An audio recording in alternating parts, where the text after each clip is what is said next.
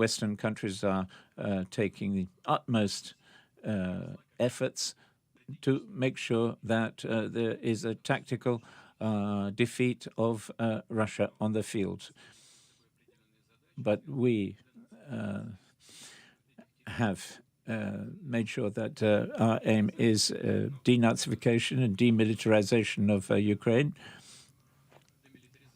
But as far as demilitarization is concerned, soon Ukraine will stop actually using its own equipment.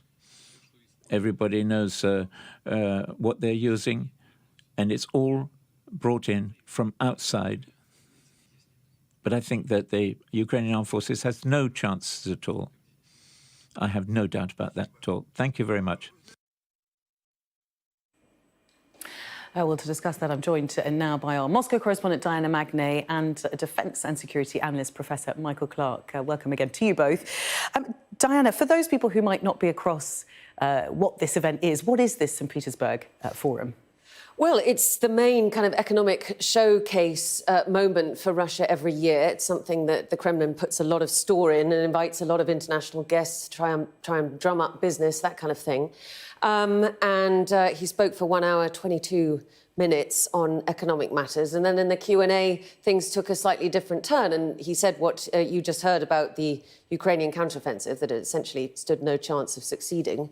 And then, bearing in mind this is an economic forum, something really quite bizarre happened in that he decided to play a piece of really horrific footage from World War II, essentially talking about, it was sort of pogroms of Jewish people in Ukraine by Bandera, who is sort of his bugbear in Ukraine, and saying, we are obliged to fight against a country that still protects these kind of people. I mean, bearing in mind this is an economic forum, that was a very weird twist and clearly choreographed in advance. Yeah, very strange, and particularly, I guess, for us, for the sort of international media, we were watching really with a view on what he might say about Ukraine. Were you surprised by that, Michael?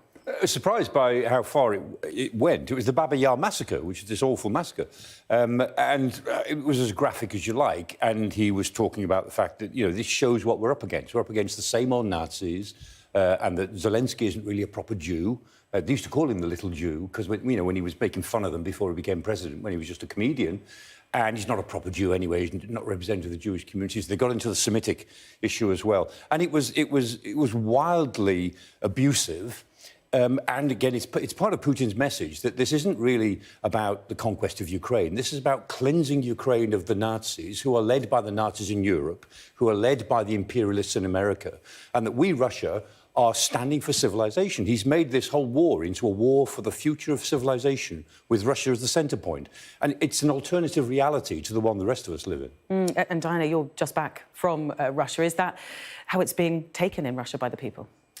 Well, I think you hear a lot of people saying, oh, well, they're Nazis over there in Ukraine, we've got to get the Nazis. That has resonated, definitely. And it's all built on this narrative of World War II, which Putin, ever since he really came to power, has really drummed home. And so it's a very militarised society. So this sort of narrative, you know, sits well, especially when you start hearing it blurted out in kind of every conference and every opportunity he has. And the Russian people worry about war far more than anybody does in the West. They constantly worry about war because they suffered so badly, 20 million deaths in the Second World War, which is trivial compared to our death toll. And they worry about nuclear war much more than we stopped worrying about nuclear war, except as an abstract concept a long time ago.